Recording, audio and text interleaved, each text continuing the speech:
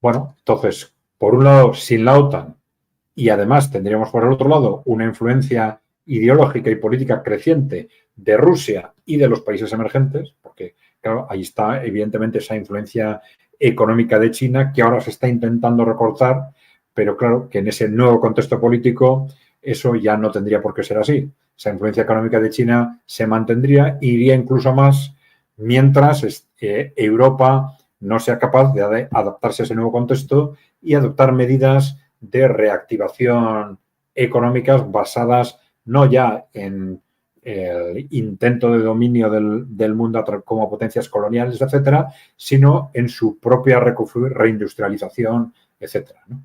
Pero bueno, en definitiva, por un lado, sin la OTAN y por otro lado, con esa influencia creciente de Rusia y de los países emergentes, el partido único europeo, lo que hemos llamado partido único, tiene los días contados, ¿no? Y con él también, lógicamente, la Unión Europea. Bien. Bueno, esto es un reflejo de ese Me quedé cuestionamiento. pensando, Adrián, pero obviamente por la relación que hay entre Estados Unidos, su participación en Ucrania, si el Partido Republicano, particularmente en Estados Unidos, esto del partido único no se está dando, por lo menos. Está bien que siempre hay que analizar lo que nos enseñaste, lo de una divergencia controlada que puede ser Donald Trump y que realmente no cambie nada. Pero si se quiere desligar de la guerra en Ucrania, la disolución y todo esto, parecería que el partido único europeo no le convendría para nada. Que estas líneas que, por ejemplo, J.D. Vance, su vice, no le importa nada lo que está pasando en Ucrania y quieren que paguen, más que nada. Sí, claro, la evolución de Estados Unidos ha sido distinta porque ese régimen de partido único existía hasta hace muy poco, ¿no?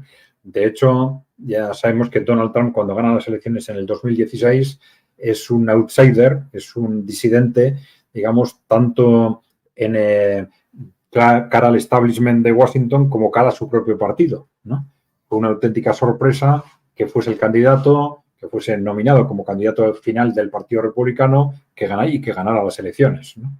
Pero sí ha ido haciéndose, entonces hasta ese momento los republicanos pensaban como los demócratas y esas estrategias de defensa de los intereses corporativos, esas estrategias hegemonistas, pues las vemos en Obama como las veíamos antes en los Bush, ¿no? Pues, entonces eran más o menos estrategias equivalentes con matices entre ellos, ¿no? Entonces esto se ha roto con el trumpismo.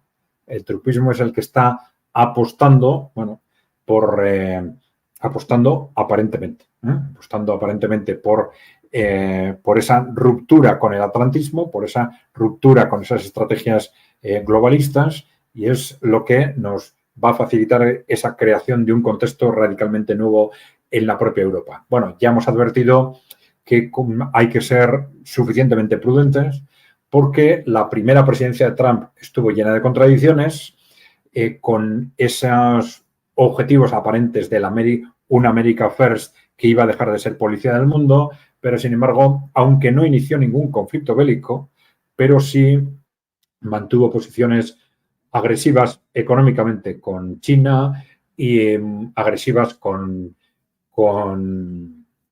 Irán, por ejemplo, también, o muy protectoras de los gobiernos de Israel. Claro, esas políticas, esas contradicciones no van a ser posibles ahora. A partir de ahora, la integración de intereses entre Rusia, China, Irán, BRICS, el bloque emergente, es ahora muchísimo más grande, muy evidente. Entonces, Estados Unidos no va a poder intentar pacificar las relaciones con Rusia mientras se enfrenta militarmente a otros países, ¿no? A otros países de ese mismo bloque, ¿no? Otra cosa es sí, algún tipo de pugna económica que sería natural, por ejemplo, con China, ¿no? Dentro de esas estrategias de intentar reindustrializar Estados Unidos, etcétera, pero esa lucha económica es una cuestión distinta, ¿no?